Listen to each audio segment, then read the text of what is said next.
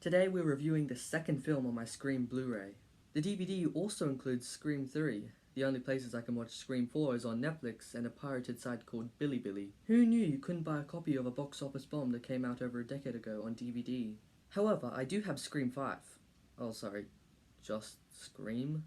But when I attempted to purchase Scream 6, my card declined.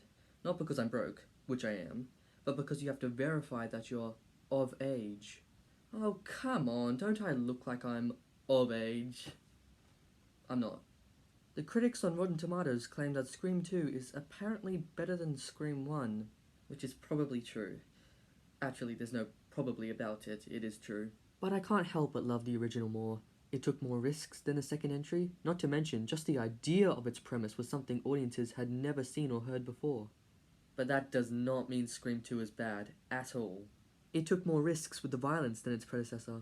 With a less prominent focus on humour rather than horror, the mystery is given more time to grow in complexity, and the result is a genuinely engaging whodunit. By far, my favourite scene is the climax.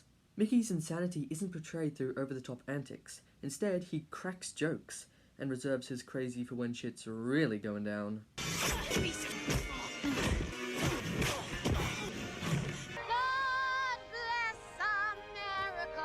It's also quite hilarious listening to this character unveil his plan to get away with the murders, like he was legitimately confident that simply blaming cinema for his serial killing was, in his words, airtight. It's airtight, Sid. Yeah, nah. I really hope people said that in the 90s, otherwise that's seriously out of context. Another highlight is Laurie Metcalf's role as Billy Loomis's mother. Fun fact, this actress also played Sheldon's mum in The Big Bang Theory.